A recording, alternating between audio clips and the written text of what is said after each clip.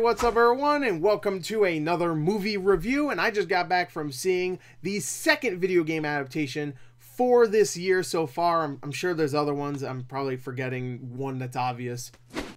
No, I don't remember. But this is the second one. Of course, we had Tomb Raider, which I thought was actually a pretty solid video game adaptation. Wasn't great, but as a movie, it was fine. It was solid. It was I don't want to go mwah because that makes it sound like it was really good, but it was like, for a video game movie, it was mwah. It was definitely that. But this one, the one I'm talking about right now, is based on another video game franchise I actually really do love, just like Tomb Raider. This is starring Dwayne Johnson and a giant albino silverback gorilla. This movie is, of course, Rampage. And no, it's not the Uwe Boll Rampage. I know he wants to sue this movie, which is hilarious considering he used to make video game movies. So you think he would know that this was based on an old video game. I guess not. He just thought it was like ripping off the name of his movie. Okay. Well, sorry. This one's a little bit more tasteful. It's not about a guy just going around shooting people. Sorry, Uwe. Maybe you should make the video game or the movie version of Hatred. Why don't you go do that? I'm sure you'll love that. Oh, my movie has a message. It's about shooting random people. Okay. All right. Yeah, sure. Anyway, I'm talking about this Rampage, okay? I'm talking about a quality, a decent movie, a fun movie, something that doesn't take itself too seriously, knows when people are dying, it's goofy, it's over the top. It's a movie about a giant albino silverback gorilla fighting a giant wolf who can fly, and also there's a giant crocodile. He's just a giant crocodile. I mean, I guess, because Lizzie from the old games. Of course, the wolf is Ralph, and of course, the albino gorilla is George. My boy George. I used to play the Rampage games. I love the original ones. I even played the N64 one and the GameCube one.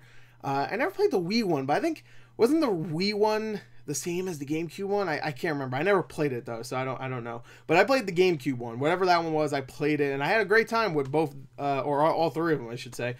So I really like the Rampage games. They're simple, fun. You just go around as a monster, destroy a city, climb on buildings, rip people out windows, eat them. While you're eating them, your character looks at you through the screen and says to you, "This is what you made me do. I'm eating people."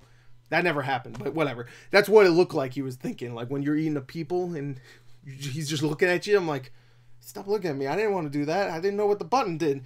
So you got this movie, which follows that pretty good, at least for the last like 30 minutes of the movie. It is about a giant gorilla, a giant wolf, and this time not a lizard, but a giant crocodile. Because in the original, Lizzie was just a lizard, I think. She stood on 2 feet. Here it's a crocodile, which is fine. That's a perfectly fine little change. Yeah, the last 30 minutes of this movie is definitely all that. I'm climbing up buildings, destroying stuff, destroying Dave & Buster's. There's a giant ad for Dave & Buster's in this movie, which I was perfectly fine with, because if Dave & Buster's really wants to pay money to put their brand in a movie just for that brand to get completely destroyed, then I'm okay with that kind of advertisement. And yeah, that's what it all leads up to, at least. But before that, we have actually some decent humor. Decent, not great, but like chuckle-worthy. Some nice character moments, especially with George and Dwayne Johnson's character, Davis, who is his keeper, I guess. And those two actually do play off of one another pretty good. The guy that actually does the mocap for George, his name is Jason Lyles. He also did the mocaption for... I don't know why I said mocaption. That sounds weird. Just mocap or motion capture, whatever. But he did the mocap for, what's his name? The demon guy from Death Note. I'm forgetting his name. Ryuk. There you go. So, in the movie I'm talking about, of course. Not in the TV show or the Japanese one. I'm talking about the Netflix one that no one liked. I thought it was okay. But, yeah. So, those two actually have some good chemistry. And the whole, like, first hour and, like, 15 minutes before it gets to that last 30 minutes of chaos that's actually pretty enjoyable is okay. It's not like a chore to get through. The first like 10 minutes of this movie actually treats it like it's a sequel to Life. If you saw that movie Life last year with Jake Gyllenhaal and Ryan Reynolds, it treats it like it is that, because they're on a space station and there's this one woman on there trying to escape from this mutated rat because they're trying out like some science experiment. And it turns this rat into this giant creature. So everybody's dead inside this space station. This woman's trying to get out. So the first 10 minutes is kind of like, especially if you're taking your kids to see this, it's going to be a pretty hardcore horror movie. And it actually did an okay job of actually setting up kind of like these creatures are no joke. You know, there's not going to be a scene where like the wolf character Ralph is going to like not crack a joke. Not like he's going to look at the screen and says, "Hey, what's up?" Like or anything like that. But there's going to be no joking around. When these animals are on screen, they're murdering people, straight up murdering. So I thought that was good. They set that up straight off the bat, and from there on, we get a couple of action scenes. There's a scene where George is freaking out on the airplane. Of course, you saw that in the trailer, and that's pretty decent. Even though I would say there's a lot of like quick cuts in that one action scene that was a little hard to tell what was going on, but for the most part, it was okay. The special effects are really top notch. It's only $120 million budget, and when I heard that, I was like, okay, there's probably not going to be that much special effects on screen at a time. Like when you see George, it's going to be at certain times or whatever, and there's not going to be too much action or something. Because $120 million, especially when you have a big star like Dwayne Johnson, is probably not that much money. You know, for a movie about 3 giant creatures going around destroying an entire city. But I was actually surprised. They actually used their budget effectively. The special effects themselves, especially for George, was really good. I thought the motion capture and the texture, the fur on George, all that stuff was great. And, you know, when it comes to the destruction, it's very much San Andreas, that's for damn sure. But it's good. It's good. If you like San Andreas and you liked all that destruction, which I thought was top-notch destruction, if you like that kind of stuff, then you'll like this one, because it's pretty much if you put 3 giant creatures in the movie San Andreas, and that's pretty much what you're getting. Because most of the time when Dwayne Johnson's in the city watching these monsters destroy shit, he's in a helicopter. So, and that's most of the time what was happening in San Andreas. It was a good time. It was a good time. I had a very entertaining amount of time. I know that makes no sense what I just said, but it's late, and I apologize. I apologize. What I said was stupid. So when it comes to it being a video game adaptation, again, I haven't played the games in a very long time, but the movie itself, it kind of reminded me of the Need for Speed adaptation. I'll explain why. Because Need for Speed is a very loose, when it comes to its games, it has loose, what's the word I'm looking for? Loose connection to each one. I mean, besides the fact that they have cars, there's no real connection in between all the games. You could play one Need for Speed game and then play the one that followed right after, and it'll just feel like any other racing game. It wouldn't feel like a Need for Speed game, you know what I mean? So when they made that Need for Speed movie, I was like, how are they going to make it into a movie? Oh, they just did Fast and Furious. Okay. All right. I mean, they had the speed and the cars, I guess, but for the most part, it could have been called anything else, and I would have been like, okay, whatever, I don't know. It looks like a movie. It looks like a Fast and Furious ripoff. And that's what I got a feeling this movie was gonna be like, where the Rampage has these 3 colorful characters that are cartoony and silly, and then they get like, you have just mutated like Godzilla villains fighting off one another in a city. I thought it was just gonna be very generic, and Rampage, I guess you could say, is a very generic type of creature video game, I guess.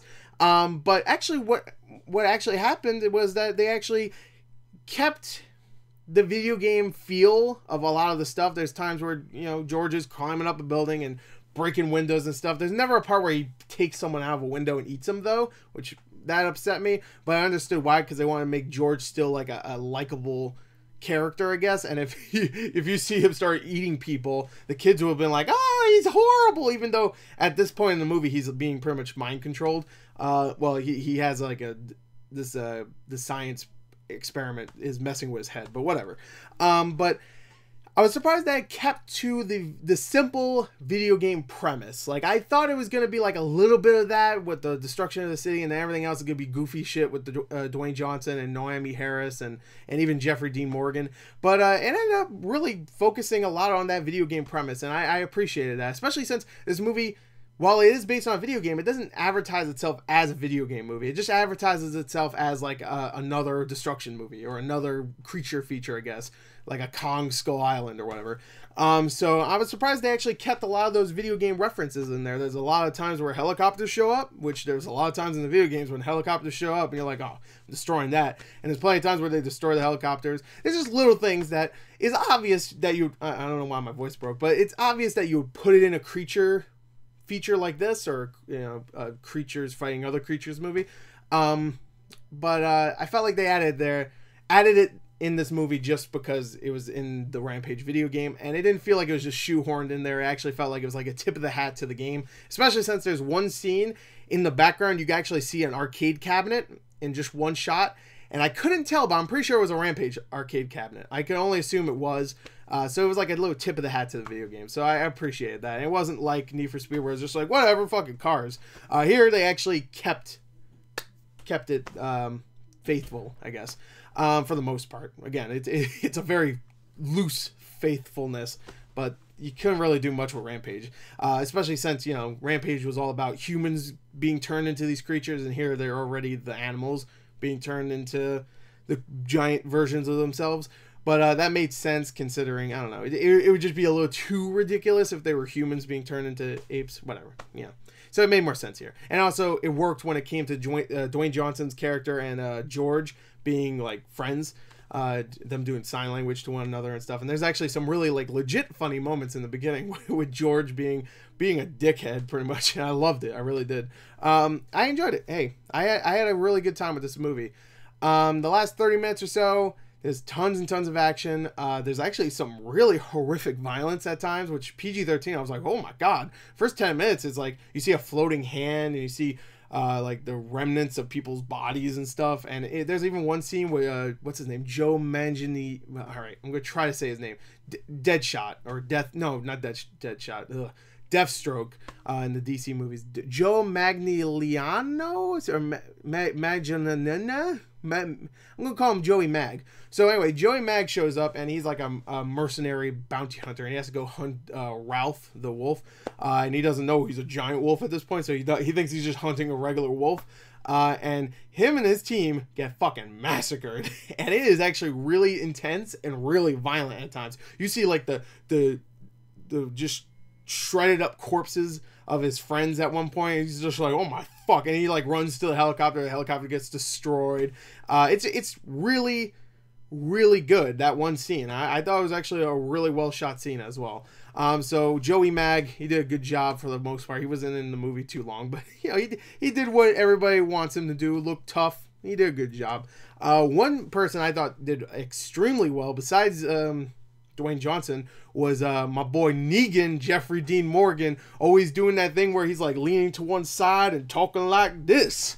You know, he did that in this entire movie, but I love Jeffrey Dean Morgan. I always have. When I heard he was going to be Negan, I was like, oh, that's a perfect choice. And he's great in Walking Dead, and he's great in this. I thought he was a really good, I guess, foil for Dwayne Johnson's character, and they actually have some like camaraderie where they were both really good together. So I want to see some more movies with Jeffrey Dean Morgan and Dwayne Johnson in the future, and I thought they were both great. So yeah, I mean, this is kind of a short movie review, but yeah, well, short for me at least. But yeah, it was a good time. I had a blast with it. It's a fun movie. Does it have problems? Sure. The human villains are really lame and kind of embarrassing to watch at times, because they both give really not even terrible performances, but you could tell they're trying to have fun with it. It doesn't really it doesn't come through their, or it doesn't shine through their performance. You know, you can tell they're trying to have fun with their characters. They're just not great. I don't know. Malin Ackerman and Jake Lacey played the two human villains, the two that made all the animals mutated and stuff. They're just not great. I always thought Malin Ackerman was kind of a actor, or actress, I should say. And Jake Lacey, I don't even remember what he was in last time. I know I saw him in a movie and I thought he was really lame in it. Oh, I think wasn't he in that fucking The Host? I think he was in The Host, that shitty ass movie from Stephanie Myers. I think he was in that, and I remember looking at his name up before seeing the movie, and I thought I saw that under his IMDb, and I was like, ooh, God, he was one of the love interests? Ooh, no, but I could be wrong. Maybe that was someone else.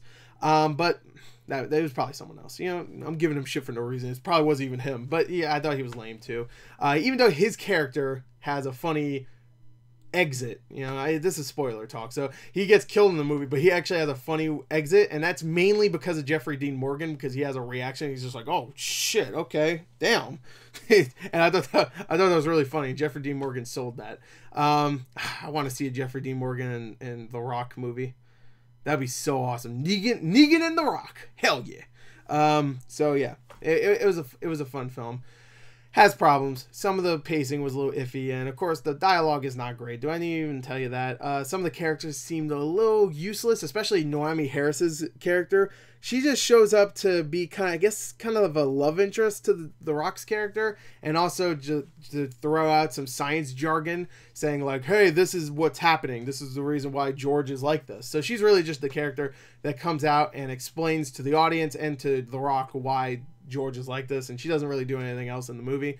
So that was a little disappointing because I really like Noemi Harris. I think she's a great actress, and they kind of just like, I don't know. They gave her a couple moments that were okay, but for the most part, it wasn't great. So there's pacing issues, useless characters here and there, annoying main villains. I thought they were annoying, and I don't know, some action at times. Like I said, the airplane one, it was like too many quick cuts. The action at the end though is a lot of fun, but it's acquired taste. If you like the type of action where it's like destruction everywhere, then you'll like the last 30 minutes of this movie. That's for damn sure. But yeah. It's again, it's not a terrific movie, but I had a good time. I'm gonna give it a 26 out of 40. I had a good time, and that's another decent video game movie to add to the books. It's on the top. It's on the upper echelon of video game films, which is not saying much, but it's saying something. So there you go. Thank you. Until next time, of course, goodbye.